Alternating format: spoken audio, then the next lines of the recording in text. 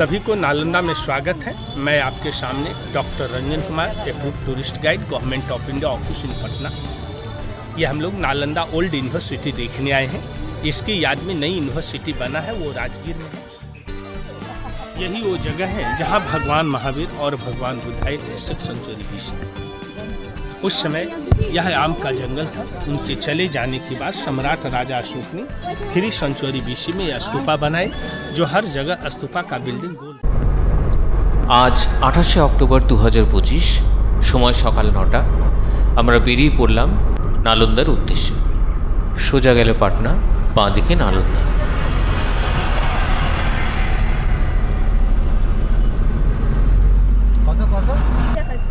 বাঁ দিকে টার্ন নিলাম।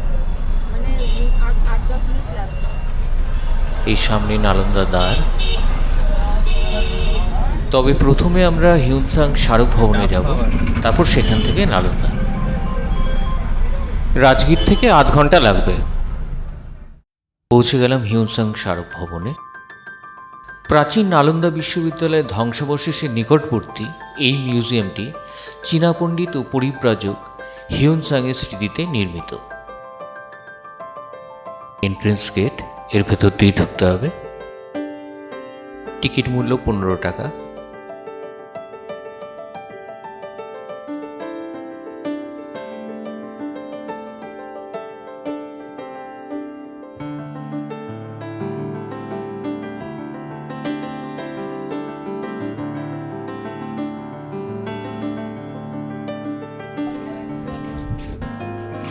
এই সামনে দেখুন হিউনসাং এর মূর্তি। ইতিহাস বইতে আমরা যেভাবে দেখেছি ঠিক সেরকম মূর্তি।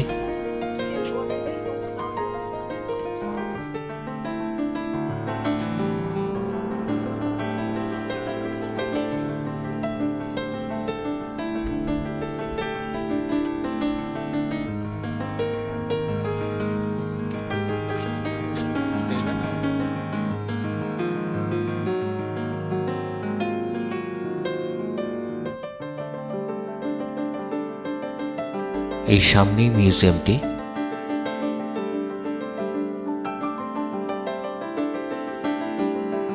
নালন্দার প্রাচীন মহাবিহারে অধ্যয়নকারী ও পরবর্তীকালে শিক্ষক হিসেবে দায়িত্ব পালনকারী চীনা পরিব্রাজক ও ভিক্ষু পণ্ডিত হিউনসাংয়ের নামে এই স্মৃতিসৌধটি নির্মিত হয়েছে। নালন্দার ধ্বংসাবশেষ থেকে প্রায় 1.5 কিলোমিটার দূরে অবস্থিত এই মনোমুগ্ধকর মিউজিয়ামটি দর্শনার্থীদের আকর্ষণের কেন্দ্রবিন্দু। 1957 সালের জানুয়ারি মাসে ভারতের তৎকালীন প্রথম প্রধানমন্ত্রী জওয়াহরলাল নেহেরু ভারত সরকারের পক্ষে তিব্বতের পবিত্র ধর্মগুরু দালাই লামা ও পাঞ্চেন লামার কাছ থেকে হিউনসাংয়ের রেলিক্স, তাঁর জীবনী এবং তাঁর স্মৃতিতে একটি মিউজিয়াম নির্মাণের জন্য আবেদন গ্রহণ করেন। এই উদ্যোগের মূল লক্ষ্য ছিল ভারত ও চীনের মধ্যে সাংস্কৃতিক সম্পর্ককে আরও সুদৃঢ় করা। 1960 সালে এই মিউজিয়াম নির্মাণের কাজ শুরু হয় এবং দীর্ঘ প্রক্রিয়া শেষে 1984 সালে তা সম্পূর্ণ হয়।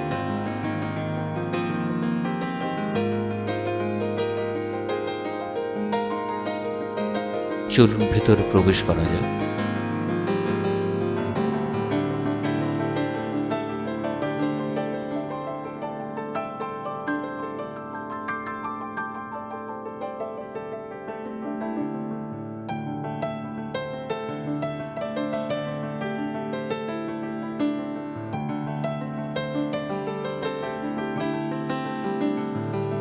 মাঝখানে হিউনসাংয়ের মূর্তি।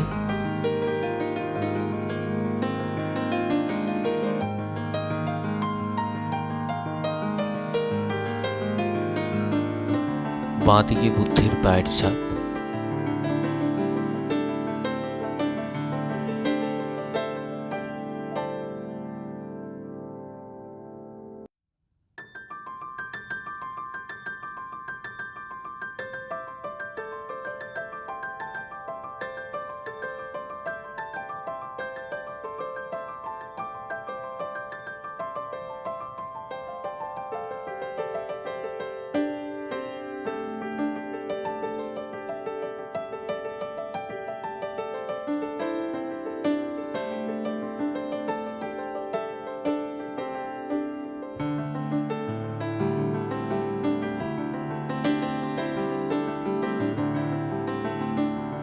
ডান দিকে কাঁচের কাঠামোর মধ্যে হিউনসাংয়ের রেডিক্স।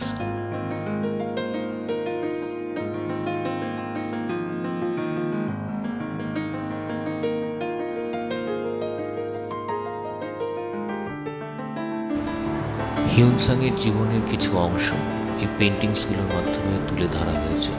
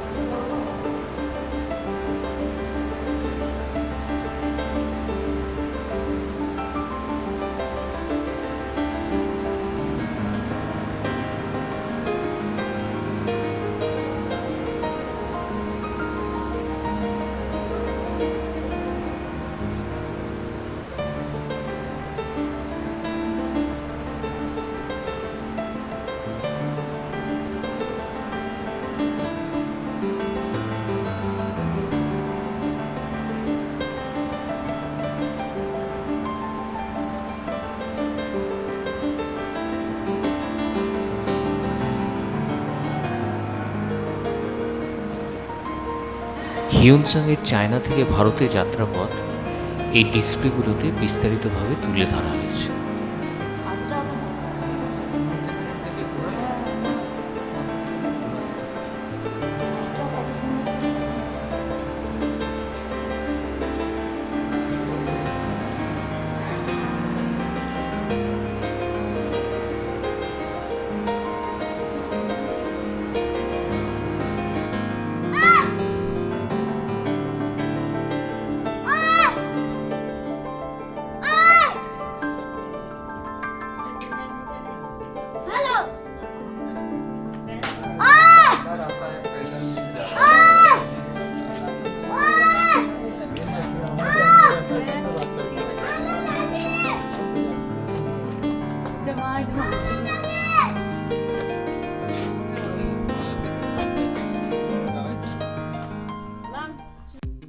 এখান থেকে বেরিয়ে পড়লাম। এবার গন্তব্য হচ্ছে নালন্দা ধ্বংসাবশেষ। এখান থেকে 15 মিনিট লাগবে। নালন্দা বিশ্ববিদ্যালয় ভারতের এক মহান জ্ঞান কেন্দ্র, যার প্রতিষ্ঠা 5ম শতাব্দীতে গুপ্ত সম্রাট কুমারগুপ্তের সময়। 7ম শতাব্দীতে রাজা হর্ষবর্ধনের শাসনে এটি বিশেষ উন্নতি লাভ করে। চীনা পরিব্রাজক হিউনসাং এখানে ছাত্র ও শিক্ষক হিসেবে অবস্থান করে নালন্দার বিস্তৃত বিবরণ লিপিবদ্ধ করেন।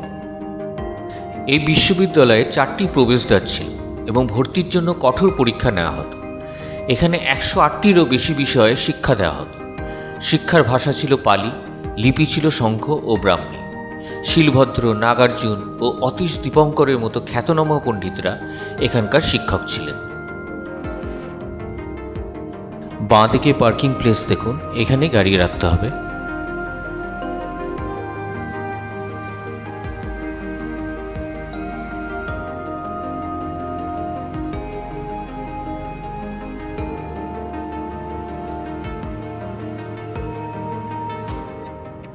এই নালন্দার প্রবেশ পথ। একটু এগিয়ে গেলে বাঁ দিকে টিকিট কাউন্টারগুলো দেখতে পাবো। টিকিট মূল্য 40 টাকা মাথা পিছু।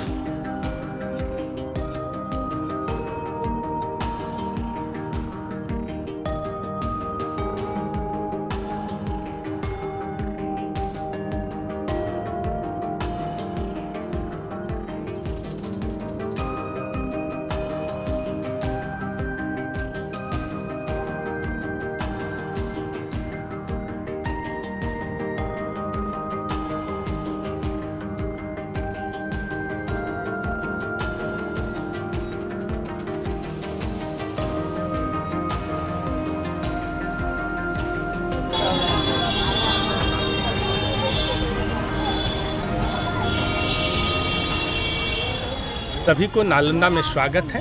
मैं आपके सामने doctor Ranjan Kumar, approved tourist guide, government of India, office in Patna. ये हम लोग नालंदा ओल्ड यूनिवर्सिटी देखने आए हैं। इसकी याद में नई यूनिवर्सिटी बना है, वो राजगीर में है।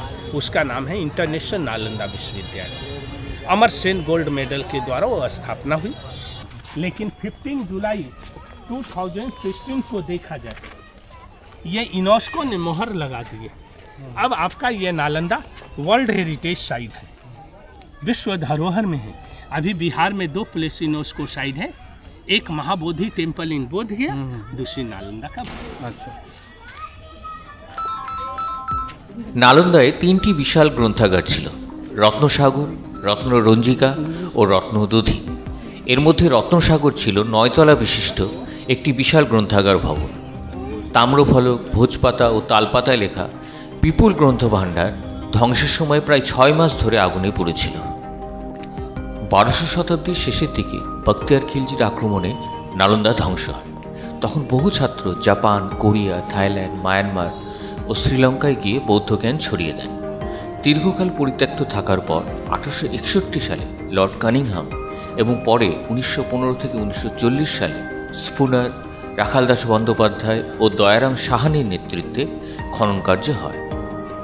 নালন্দার স্থাপত্যে গুপ্ত, হর্ষ ও পাল যুগের নিদর্শন রয়েছে।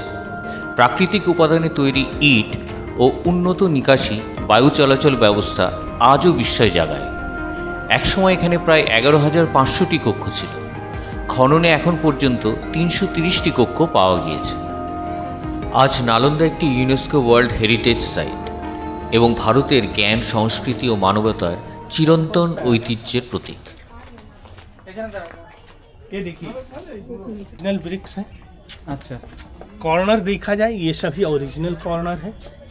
ईंटों की ज्वाइंट में देखा जाए ये सीमेंट नहीं है, ब्रिक पाउडर है, सुरखी, चूना, मिट्टी, गुड़, उड़द का दाल, बेल का फल और कत्थे से ज्वाइंट है। गुड़, उड़द की दाल अभी खाने के लिए नहीं मिला है। उस समय लोग गुड़ से बिल्डिंग बनाते हैं, तब ना कहा जाता मेरा देश भारत महान है जहाँ गुड़ से बिल्डिंग बनती।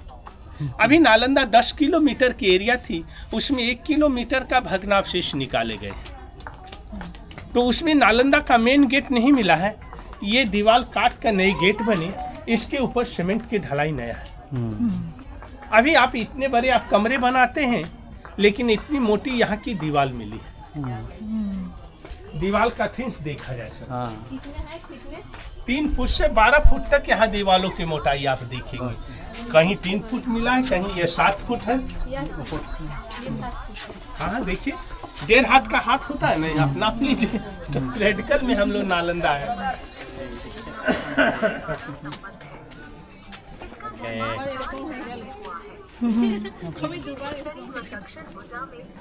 तो अभी आप भूकंप से ऊपर है, यानी हमारी रोड न्यू है।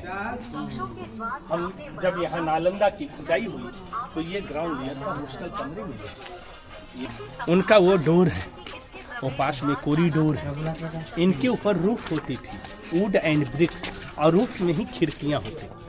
स्काईलाइट वेंटिलेटर सिस्टम जिसे एसी बसों में होते हैं। छत 200 वर्षों में वो नष्ट हो गई। दूसरे राजा हर्षवर्धन आए, उसको रिपेयर नहीं किए, पुरानी बिल्डिंग डिस्टर्ब नहीं किए, उस बिल्डिंग को बेस मान लिए, मिट्टी भर दी, जैसे डोर आपका बंद देख रहे हैं, और इसके ऊपर नई बिल्डिंग बनाई। फिर सेकेंड राजा पाल राजा है, वो भी 200 बरस बाद इसके ऊपर वो नई बिल्डिंग बनाई। तो 3 डायनेस्टी आप देख रहे हैं, Gupta, Harsha and Pala, 5th century AD, 7th century AD and 9th century AD. ऐसे रूम्स 11,500 कमरे थे। अभी खुदाई में 330 कमरे मिले हैं, जो आगे चलकर देखा।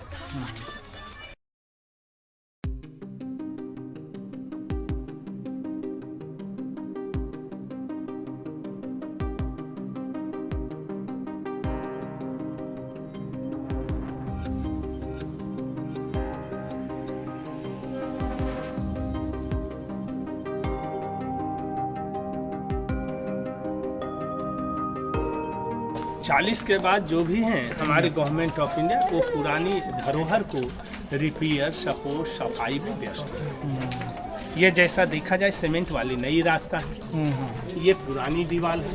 एक हॉस्टल से दूसरे हॉस्टल के बीच का पैसेज है, ये कॉरिडोर। 108 डिपार्टमेंट है, हर 2 डिपार्टमेंट के बीच में पैसेज है, जिसमें आपने एक हिंदी फीचर फिल्म देखे होंगे, जौनी मेरा नाम, वो देवानंद हेमा मालिनी का फिल्म का शूट इस जगह का है। अच्छा। क्योंकि यहाँ पर्यटक नहीं आते थे, अंग्रेज खोद कर चले गए थे, इसलिए वो फिल्म में वो डाले गए हैं। उसके बाद अब गवर्नमेंट ऑफ इंडिया परमिशन नहीं देते हैं। उसमें आप गाना सुने होंगे, इसके ऊपर पुलिस वो दौड़ रहे थे, नीचे अटैची चेंज किया और गाना गाए। गाने का बोल हुआ था, ओ मेरे राजा, ओ मेरी राज। अच्छा अच्छा। ये मिट्टी सुरती वाली बिल्डिंग पुराना है, अच्छा इसको काट कर सीमेंट नया डाला। जो नई बिल्डिंग आज टूट रहे हैं, लेकिन पुरानी बिल्डिंग अभी कुछ नहीं है, इसलिए बोले गए हैं ओल्ड इज गोल्ड।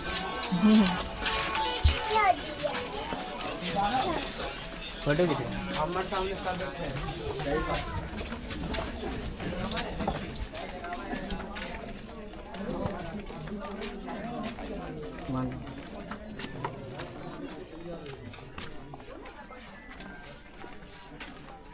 हिस्ट्री के पन्ने जब नालंदा खोलेंगे तो मुख्य पन्नों पर ये पिक्चर नजर आते हैं। हाँ ये पिक्चर का नाम है सारिपुत्रा स्तूपा। अच्छा सारिपुत्र जो थे भगवान बुद्ध के डिसाइपल थे। पहला वाला उनके याद में 3 सेंचुरी बीसी में किंग ऑफ द अशोक ने स्तूपा बनाए। हमारे प्रधानमंत्री मोदी जी G20 किए थे दिल्ली में, वहाँ भी अपने गेस्टों को इसी का पिक्चर दिखा रहे थे G20 में। जब ये नालंदा ढका हुआ था तो ध्यान किया जाए, ऐसा ये नालंदा की टिल है कि ऐसा ढकी हुई है। 600 वर्षों तक नालंदा ये ढका रहा। 12वीं सदी में नष्ट हुआ, 1861 में इसकी खोज हुई। खुदाई करने के क्रम में जो मेटल स्टैचू मिले वो अंग्रेज सब लेकर चले गए। बिल्डिंग ये बची हुई है, जो टेम्पल लाइन है, इधर हॉस्टल लाइन है और ये प्लेटफॉर्म योगा प्लेटफॉर्म है। बुद्धिज्म में बताए गए हैं बुक पढ़ने से नॉलेज नहीं होता है। बुक पढ़ने से पहले बच्चों को चाहिए योगा, ध्यान और साधना करने के बाद स्टडी करेंगे तो ज्ञान जाएगा।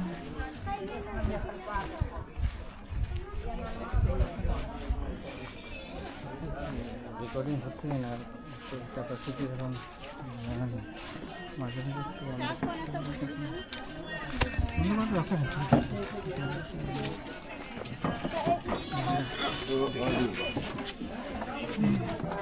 कॉर्नर देखा जाए कितनी अच्छी कॉर्नर।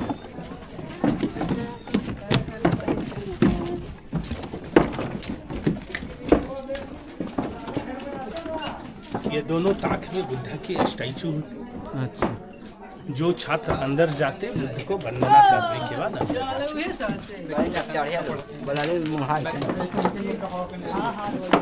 और ये हॉस्टल के दरवाजे पानी निकालने के लिए ड्रेनेज सिस्टम है। ड्रेनेज वाटर ऑफ ये हॉस्टल के दरवाजे को लॉक करने की सिस्टम होती, लेकिन दरवाजे में जो आग लगी है देखिए जलने की पहचान। ভালো করে লক্ষ্য করুন পুড়ে যাওয়ার চিহ্ন।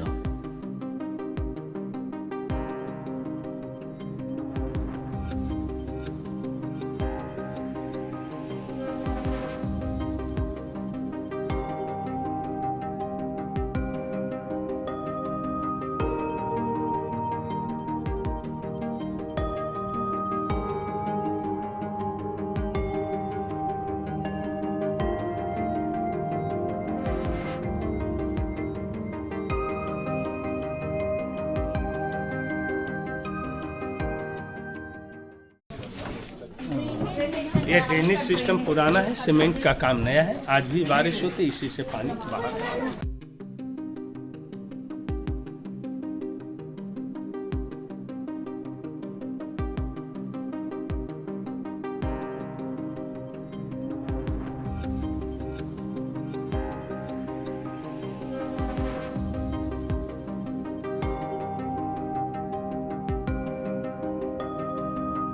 এখানেই ড্রেনেজ চেম্বারগুলো ছিল, এখান থেকে জল নিকাশি হতো।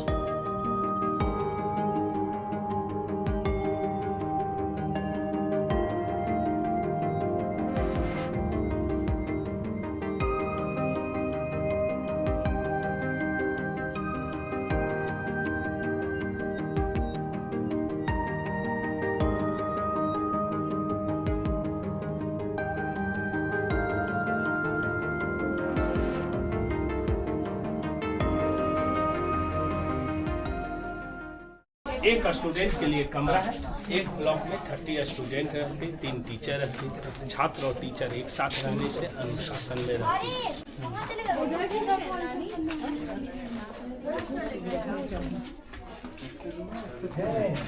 स्टूडेंट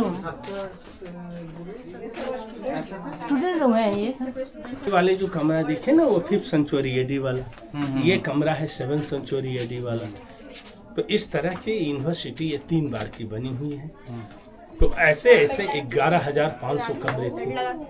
अभी एक स्टूडेंट के लिए कमरा है, क्या छोटा कमरा है। बेड नहीं है, जमीन पर ही सोते। उनका ये बुक शेल्फ है। उस समय ग्रुप डिस्कशन होते, इसलिए बुक कम ज्ञान ज्यादा। अभी के बच्चों को बुक ज्यादा ज्ञान कम। नालंदा ज्ञान देते, ग्रुप डिस्कशन करेंगे, ज्ञान ज्यादा हो।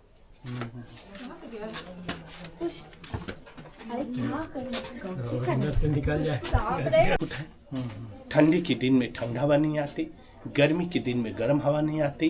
रूम नेचुरल एसी का काम करती। दूसरी फायदा था, एक रूम के बच्चे जो आवाज करते दूसरे कमरे में आवाज नहीं जाती। All room AC and sound proof कमरे थे। छत किसका था?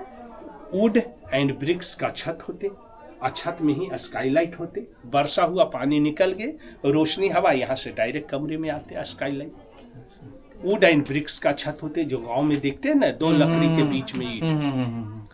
तो अभी हमारे यहाँ जापान कोरिया वाले आते, ये बिल्डिंग को नहीं देखने आते, देखिए इस मिट्टी को नमन करने आते हैं कि हमारे विद्वानों की नगरी यहाँ बौद्ध धर्म थी। आज हम लोग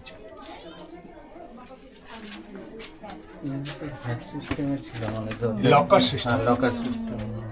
अभी लॉकर हम लोग का बैंक में होते, उस समय बैंक था नहीं, दीवार ही लॉकर का काम करते। ये वुड का दरवाजा होता, दरवाजे के पीछे लॉक करते। आप सामान भी सुरक्षित, आप भी सुरक्षित, लॉक हो गए। आप ये कह सकते इतना मोटा लॉक क्यों लगाते, तो उस समय जंगल ही जंगल थी, लोग को जानवरों से भय लगता, अब तो आदमियों से भय होता।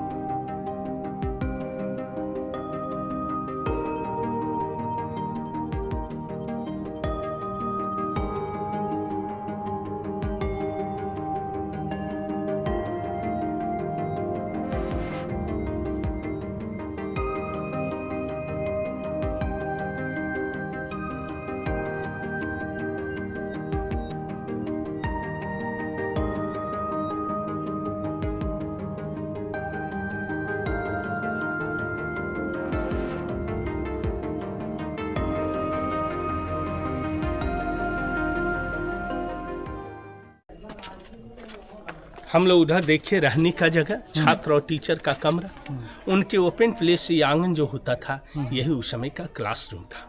अच्छा। और क्लासरूम में ऊंची स्थान देख रहे, ये लेक्चर हॉल है, टीचर का स्थान। ये सारा स्टोन पिलर थे, ऊपर छत थी। टीचर यहाँ स्टैंड हो गई, छात्र यहाँ बैठ गए, आपस में ग्रुप डिस्कशन होती। एक सब्जेक्ट के लिए एक ब्लॉक था, ऐसे 108 ब्लॉक थे। नालंदा में 108 सब्जेक्टों की शिक्षा होती थी। ऐसा नहीं था कि एक स्टूडेंट को 10 ब्लॉक जाकर 10 सब्जेक्ट। एक स्टूडेंट एक ही हॉल में रहते और एक ही सब्जेक्ट के स्पेशलिस्ट बनाए जाते, जैसे भी पीएचडी की शिक्षा होती। दूसरे राजा हर्षवर्धन आए तो ये बिल्डिंग को ढककर यहाँ बौद्ध स्तूपा का निर्माण किए। यानी ये बिल्डिंग 7th सेंचुरी एडी का है। आप क्वेश्चन कर सकते, कैसे आप बता रहे हैं कि ये 5th का है, ये 7 का है। अभी हमारे एमपी विधायक लोग नेम प्लेट लगाते, पहले के राजा लोग जो बिल्डिंग बनाते उसमें नेम प्लेट नहीं लगाते, राष्ट्रीय चिन्ह देते थे। टाइगर, अशोकन पिलर मिलते, समझ जाते मौर्य डायनेस्टी की बिल्डिंग है। वैसे यहाँ खुदाई में गुप्त काल के सिक्के मिले, उनके सिक्के में धनुष की सिंबल मिली। धनुष की चिन्ह जो है गुप्त राजकाल के चिन्ह है। ये देखिए, वो हाफ धनुष दिखाई दे रहे हैं, हाफ ये बिल्डिंग से कवर है। अच्छा, वो पास में कुआं है। ये 2 कमरे हैं जहाँ से जला हुआ राइस मिला, इसलिए प्रमाणित हुआ स्टोरेज हो।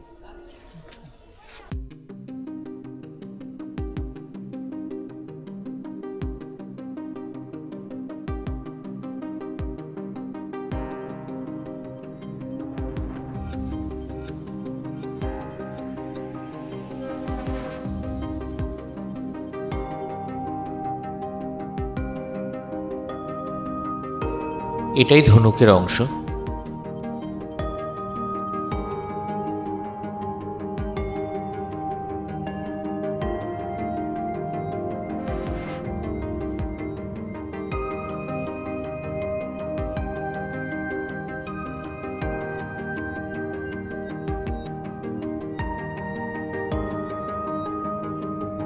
ওপরের ঘরে রসদ মজুদ থাকতো।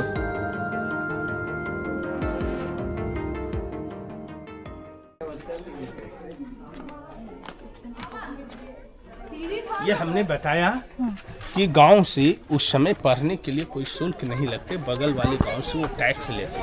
कोई गांव से चावल, दाल, घी, दूध, तो यहाँ चावल प्राप्त होगा। बर्ट राइस, वो राइस म्यूजियम में रखे हैं, इसलिए प्रमाणित हुआ स्टोरेज रूम।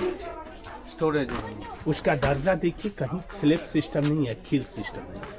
आइए देखिए उन्होंने चूल्हा नीचे से लकड़ी लगाते।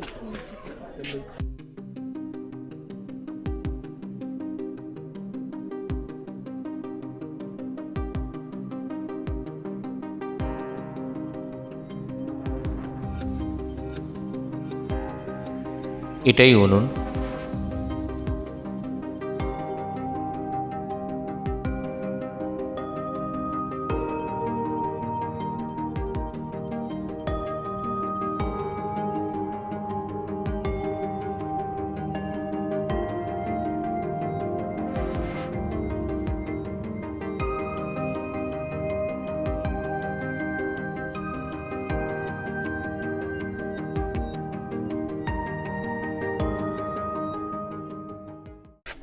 ये देखिए आगे आपका क्वेश्चन फंस गया कि आगे मैंने आपको क्लासरूम बता दिया, फिर आपको मैंने किचन बता दिया, आपने स्वीकार कर लिया। अब क्वेश्चन उठाइए कि क्लासरूम में किचन कैसे। वही। तो उस समय कोई सर्वेंट नहीं होते थे, स्टूडेंट गुरुकुल में अपने ही खाना बनाते थे, और खाना खाकर जब वो आते तो क्लास भी उन्हीं को करना था। तो ये चूल्हे का उपयोग प्रयोगशाला का कार्य किए जाते, जैसे कॉपर प्लेट गलाकर लिखना, अष्टधातु की बुद्ध की मूर्ति बनाना, केमिस्ट्री का कार्य के लिए ईंधन की जरूरत होगी, जड़ी बूटियां लाके औषधि बनाए जाएंगे, यानी ये साइंस लेबोरेटरी है प्राप्त। आइए आइए डिस्कस कीजिए तो हमको मजा आता है। हाँ ठीक। गोल होने से क्या होता है कि हमारी अनाज सुरक्षित होता है। हमारे जितने एफसीआई गोदाम होते हैं सारे गोल होते हैं। हमारे घर में माँ बहने लोग जो अनाज रखते हैं वो पात्र भी गोल होता है। गोल में ही अनाज क्यों रखते, कभी चिंता किए?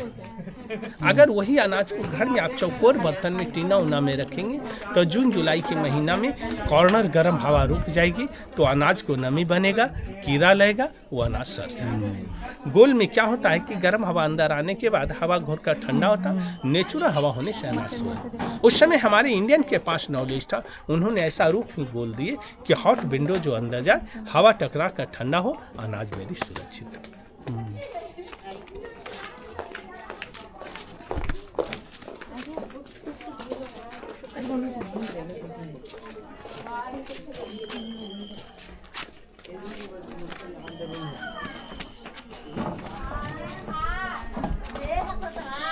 उस समय का ड्रेनेज देखिए अभी भी पुराना वाला है, सीमेंट अभी लगा है, ये आपका पुराना प्लास्टर है, वो भी प्लास्टर आपका पुराना है।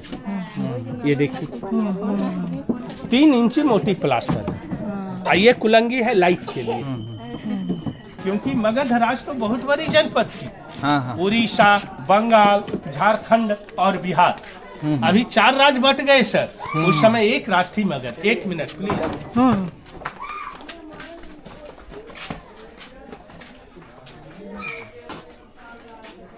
हमने आपको बता दिए कि इन कमरों के ऊपर छत होती थी जो लकड़ी का छत होता था, आपने मान लिया। ये देखिए आपका प्रैक्टिकल में मैं दिखा रहा हूँ, है ना कुलंगी। एक काटकुले ढुकाना होता है। और पाल राजा आए तो इसी बिल्डिंग के ऊपर रीबिल्ट बनाए। देखिए वो दीवार नया खींच दिया, तो वो दर्जा जो ये देख रहे हैं पाल डायनेस्टी का, ये दर्जा देख रहे हैं हर्षा डायनेस्टी का, नीचे वाला आपने देखा गुप्ता डायनेस्टी का। कंफर्म प्रैक्टिकल में इसीलिए हमने दिखा दिया। ये मान तो गए लेकिन देखने से याद रहेगा कि वो बोले थे छत वाला क्या, तो ऐसा था वो बना। ठीक ठीक। देखिए ये सब जलने वाला सब पुराना है।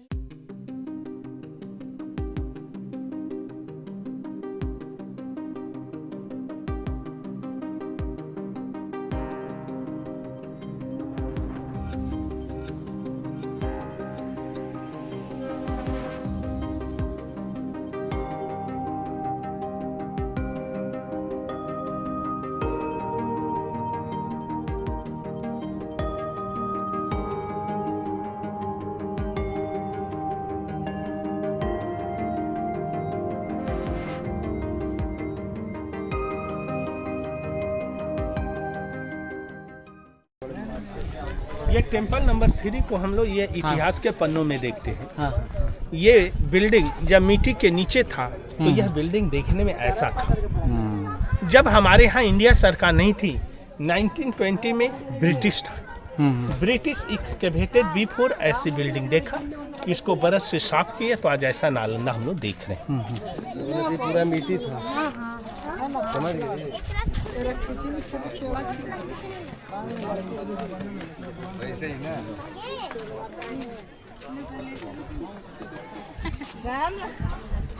तीन ले। हाँ कौन सा बोले? ये पहला, अच्छा এটা बोल। तो पहला का चिन्ह क्या है? धनुक। धनुक। वो देखिए वो सीढ़ी के नीचे ओ हाँ। वहाँ हम लोग हाफ देख रहे थे। हाँ, यहाँ हाँ। फूल मिला गुप्ता डायनेस्टी। हाँ। उसके 200 बरस बाद हर्षा चून सूर की माटी, फिर पाला स्टेप्स देखो छोटे छोटे ईटा स्टेप्स बराबर। अच्छा अच्छा। तो यहाँ जो रहते ये सीढ़ी के सहारे, ये सीढ़ी से जाकर ऊपर लोग पूजा करते। ये टेम्पल आछे, वो दीवार में देखो मूर्ति आछे, बुद्ध मूर्ति, यानी ये temple Buddha temple. Drainage system देखिए कितनी अच्छा, कॉर्नर देखो कितना भालो।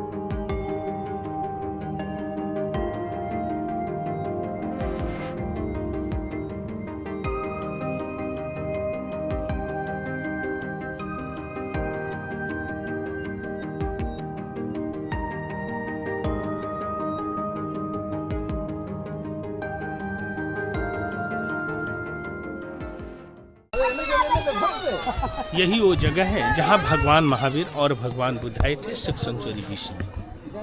उस समय यह आम का जंगल था। उनके चले जाने के बाद सम्राट राजा अशोक ने 3 सेंचुरी BC में स्तूपा बनाए, जो हर जगह स्तूपा का बिल्डिंग गोल देखे। स्तूपा के बाद जब नालंदा ये बनी तो इधर रहने के लिए, पढ़ने के लिए व्यवस्था, ये पूजा करने के लिए टेम्पल बने। इन टेम्पल में बुद्धा की मूर्तियां हैं। इनके first steps 5th century AD Gupta dynasty का है। सेकेंड स्टेप रीबिल्ट टेम्पल बनाए गए तो सेकेंड स्टेप्स हैं हर्षा डायनेस्टी।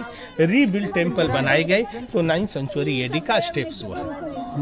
जब हमारी नालंदा ये ढका हुआ था, ऐसा मिट्टी की पहाड़ थी, उधर और खोदेंगे और मिलेंगे, लेकिन खुदाई का मन नहीं दिया। जब ये सीढ़ी मिली, इसको जब खोदे गए तो ये सीढ़ी मिला, इसको जब खोदे गए तो ये सीढ़ी मिला।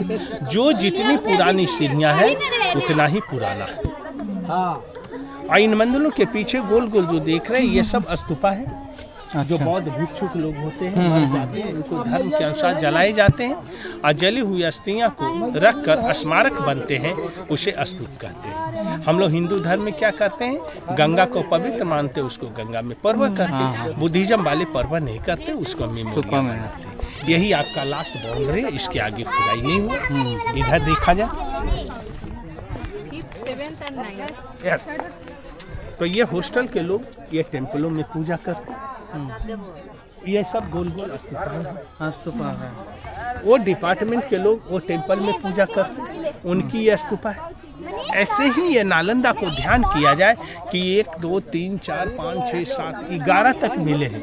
उस समय 108 बिल्डिंग थी। और इस बिल्डिंग का ये टेम्पल है, वो बिल्डिंग का वो टेम्पल, वो बिल्डिंग का वो टेम्पल, वो बिल्डिंग का वो टेम्पल, ऐसे ही 108 बिल्डिंग।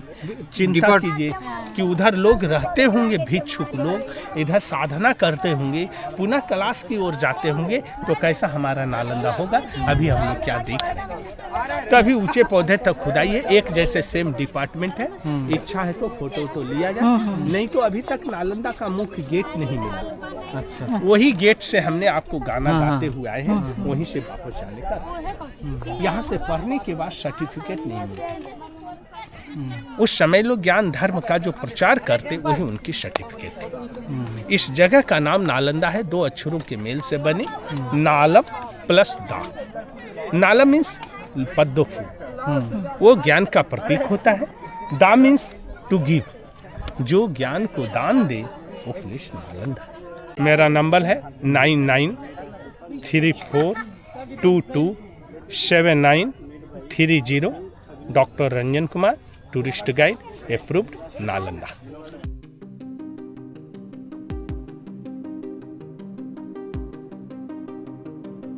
চলুন জায়গাটা একটু ঘুরে নিই।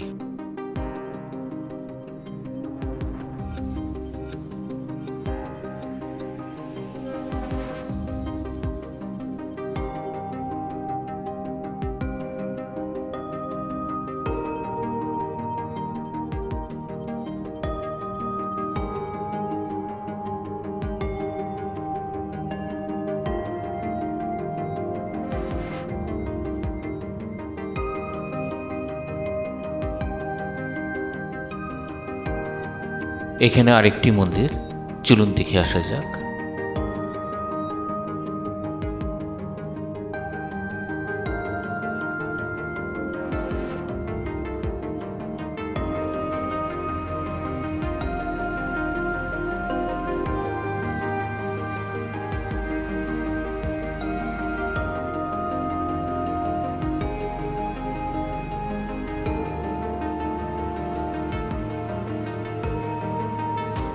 খনন কার্যে এই ট্রলিগুলো ব্যবহার করা হয়েছিল।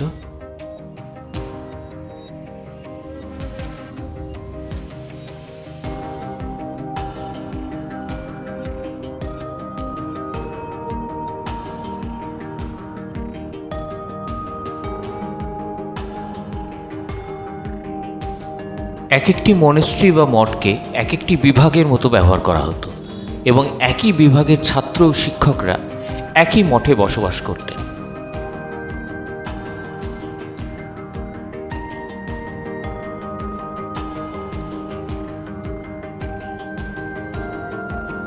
এটা আর একটা মনেস্ট্রি।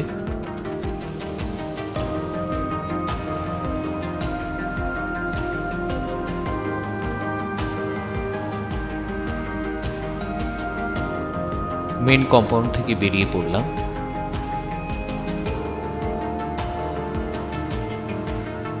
এরিয়াটাকে খুব সুন্দরভাবে মেনটেন করা হয়েছে।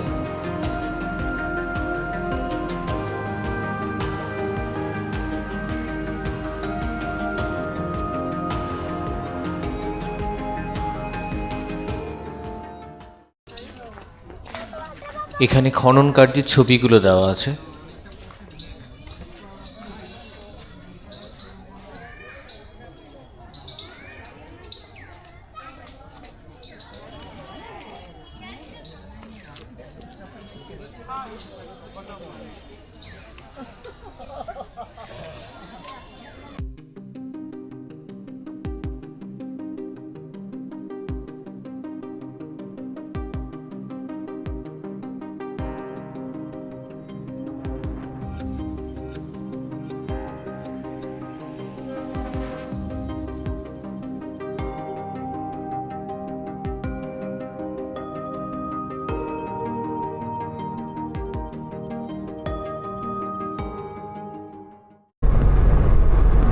নালন্দা থেকে বেরোলাম, এবার ফিরে যাওয়া রাজগীরে।